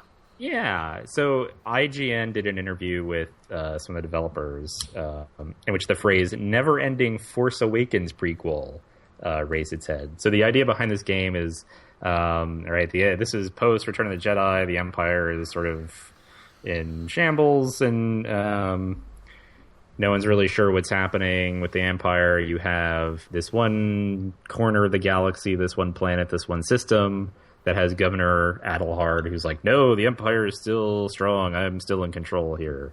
And so then you have this uprising, 4 distinct factions brought together by the Empire. They're an extension of the Rebel Alliance. You're not necessarily part of the Rebel Alliance yourself. That then go to fight the Empire in this little corner of the galaxy. So what the developer said is these are all kind of in scare quotes or whatever, but it's a communally driven story. That, as he says, is kind of the end of sequelization. And I think he's referring to like video game sequelization. So rather than come out with like an Uprising 2, they're just going to keep updating Uprising and keep putting out updates that just add more stuff. And so two of the big quotes here. One is, the content doesn't end. Every time new pieces come out, there's another story missions for every single character level in the game. And then in terms of how they sort of came up with some of the pieces for the game, it says we went back to the EU and grabbed the stuff that didn't make any sense, but stuff we thought was fantastic. We took it to the core Lucasfilm story team and worked out how to make it canon, how to give it roots that would feed into what's coming next. So it's kind of an interesting idea, but I'm still not clear on how this fits into like the canon, because this is like a canon story. But if it's driven by how the game is played, and it's sort of a never-ending prequel to The Force Awakens, like at what point does someone come along with like a book idea or a comic book idea or some other video game idea that's set roughly at the same time, and they have to either say like, no, sorry, you can't do that because we don't know what's going to happen with this Uprising game, or they say, yeah, do that, and that might contradict something that might happen in Uprising, but we'll just say that it doesn't matter. Right, like it seems like they're already kind of setting themselves up to have the canon turn into what the EU used to be anyway, where it's just like you have different tiers and different levels of how much you actually consider something canon. Yeah, I mean, I think that a lot of this has to do like that. There's a kind of like that video game logic when everybody. The big thing now is to have games that are quote open world, right? But when they say open world, they don't really mean open world. What they mean is it's really kind of the term is the proper term really is sandbox. And there'll be always like I'm playing this game called Dying Light, and it's kind of like it's a zombie game, and you're set on in this fictitious country that's had an outbreak, and it's open world, meaning you can run around as much as you want. But really, if you play the game long enough, you start to see the edges of things like the fences that you can never climb, or the conceit of the game that everybody's under quarantine, so that you can't physically leave the country because somebody put a fence over around the planet, or you can't leave through the main highway because there was a earthquake and the main highway has collapsed, the tunnel, that kind of idea. And I think that's kind of what they're going for here. This idea that like, okay, we have the aesthetic of the Imperials. We have their philosophy, whatever it is. We have the concept. Right. We have the concept of rebellion that people will always reject totalitarianism, but it's a closed off world where what happens matters to the people who participate in the game, and you having to have to defeat General Humongous or whatever his name is. But you know, that's only going to... They should just drop R into the Star Wars universe and see what happens. Exactly. And then it's... They don't have to make a canon, but just see how it goes. And then they just kind of... This whole idea that...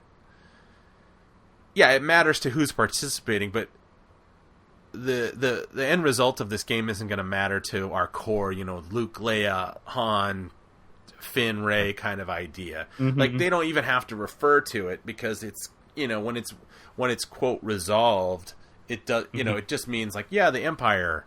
It's just another example of how the Empire used to be the big, you know, the big kingfish in the galaxy, and now they're not. But then you can still play in that sandbox, and I think it's a necessity. I think it's smart. I think it's why I might try the game just for the fun of it. Where it's like where I don't have to like, because partly if I'm sitting there playing a mobile game, and you know, then I go watch the movie 2 months later, and somebody makes a reference to the general or whatever, and then I would probably groan in the theater. Yeah, I mean that's the other piece too, which I hadn't thought of, but which you kind of mentioned is right. This is like a mobile game. This is just like people playing on their phones or on their iPads or whatever. Yeah, I mean that's they wanted this to be like how involved do they want people to get into this game if they talk about being like a communally driven story? And are you going to sit there on your iPad for 4 hours and play this thing, or are you going to be on your phone and playing it for 4 hours? Or is it just going to be something that you pick up periodically? I mean, they clearly want you to play this as much as possible, but having it be a mobile game, like I don't know enough about how people play video games today to know how that will affect how people actually engage with it. Yeah, I think that it totally sets it up for a thing where it rewards the player for returning on a daily basis. Yeah. If it's like every other video game, it's all about collecting, crafting. It's like, and then special items. Like, oh, if you come in at Thursday at 1:00, so and so's droid factory is going to give you a special, gun that you can only get. I mean, that's where games are right now. I'm not a huge fan of it because I'm kind of, I mean, I wouldn't call myself a hardcore gamer at any stretch of the imagination because I'm, games are like end of the evening, nothing else is done, the dishes are done. Yeah. Lunch is made, I can go and play a video game. I'm not like hardcore where it's like, I didn't eat lunch because I had to play this game. So I'll go, 4 or 5 days without turning on my console. Whereas now games like Destiny, which you might have heard of, is a huge game made by a Seattle-based company, I think, called, it's called Bungie. I think they're Seattle-based. And that was the whole thing about that game. It was like, it's a whole world. It was sci-fi, and it was all exciting, and they spent like $500 million putting this game together. And what happened is everybody got excited and bought it, but quickly they found out that there was like the hardcore guys that would always want to be there every day. They had bounties or legendary items, and it was all about like collecting. And unless you showed up every day to see what was going on, or kind of hack away at your level, you never really got the full experience of the game.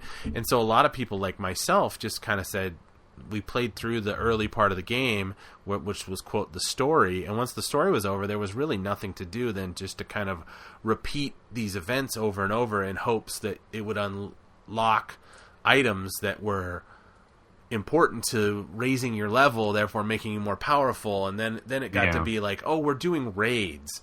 And raids were kind of like, you and 3 friends would get together and you'd fight a big boss for 4 hours, and then you would get these items. Well, the way I play, it's like I don't have a crew that I play games with, and it quickly became one of those things where, this is all, it doesn't mean anything. You're not unlocking another part of the game with more story, and it gets you involved in the mythology.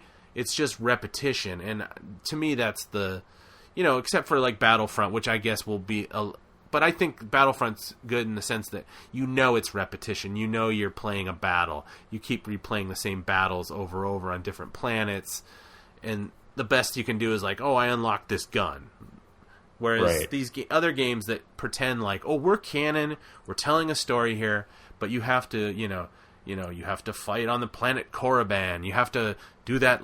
You have to land down and attack again. If the repetition will be the kind of the dividing line for some people that are like, oh, this is perfect for me, or this is not my kind of thing. And I, if it's like that, if I have to be there Thursday at 2:00 and I have to play, I won't be there because I don't like games telling me when I need to play them. I want to tell games when I want to play them, Yeah. And maybe that's just an old dude thing, but I don't know. We'll give it a try. Yeah. So I think we pretty much covered everything that we need to cover this week. What would you say? Yeah, I think so. I guess there's another video game that we learned a little bit more about called Galaxy of Heroes. Oh yeah, but I don't know that. I mean, I certainly don't have much to say about it. You sort of collect characters and then you go around and you get in these battles with your team of characters. And I guess I don't know if it's an innovation, but sort of the twist is that you can just build a team of whomever you want. So if you want to have Darth Vader and Han Solo and Finn fighting together on the same team, like that's fine. So basically, there's no like light side versus dark side. It's Star Wars. It's a visual representation of Star Wars fantasy football. Essentially, I saw it referred to as a collectible card game, but I don't think they're cards. I think it's just right.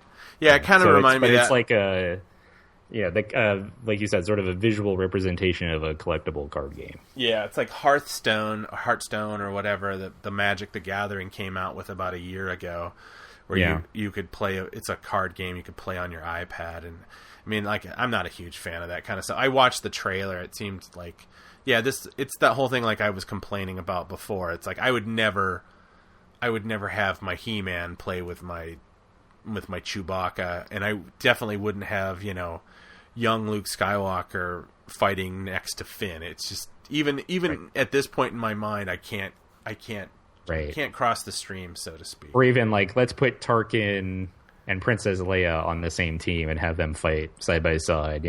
Yes, exactly.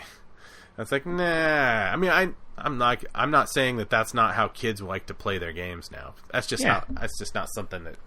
Right. It does not interest me. Yeah. So. And even though I paired up my toys from whatever franchise, I think I would be the same way for something like this. Like, all right, I want to build, the Rebels team, and then maybe I throw in like Lando or like.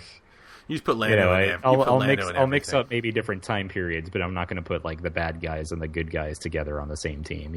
Exactly. But who knows? You can if you want.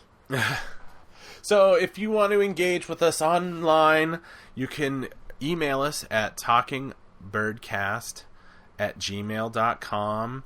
You can tweet at us at talkingbirdcast at the Twitters. You can look at, we're on Tumblr at talkingbirdStarWars.tumblr.com. We're on Facebook. At some point, I'll stop being so busy and start posting more stuff. Yeah, that's the thing. It's like it's a perfect time to kind of come in. John's been busy with being an adult, so he hasn't put up as much. But there's still good stuff up there, and Rebels is coming back, so he's got some stuff about Rebels from a couple weeks ago. That's some visual things that he likes. Mm-hmm. Facebook. If you're a Facebook user, you want to interact with us on there, I'll definitely see it. It's facebook.com/Talking Bird Podcast is the link. There's not much up there. I just kind of post the show up there. So it's like I said, Twitter, Tumblr, email. It's the best way to get a hold of us. We raised our game. We've in the last 2 weeks we've had tweets on our Talking Birdcast, which is now a shared account. John and I share that account, so it's 50. If you're mad about something, it's 50% chance it's the other guy. In the last 3 weeks or so, we've gotten favorited by Ron Lynch from Bob's Burgers and Home Movies and Princess Leia herself, Carrie Fisher. That's right. Here's the trick. If you ever want to engage your childhood heroes, do it at like 2 o'clock in the morning. They're usually up. Yeah, apparently when you at someone on Twitter, they actually see it and do something about it. Which we're learning how Twitter works, I guess. Exactly. But anyway, I want to thank you for listening, and we will be back next week to talk about all the... I'll probably be watching the at least 12 hours of unboxing this weekend if I can if I can convince my wife that we don't need to go camping. So for camping, I've been John Llewellyn, and I've been Robert Zachary. Have fun, and only you can prevent forest fires. Well, don't make a fool of yourself, you two. You know what happens when you're certainty now. Well, I don't believe it. So this is love. This is love. I put my playbook round. I found my love. It's what I thought I found. Your skin so shiny. And eyes that glow in the dark. When I reached out for my love. Transistors and bolts. Oh, what a jolt. Oh, no. I don't fall in love with an android. That's one thing to avoid. I don't fall in love with an android. When it comes down to love scene, off goes the machine.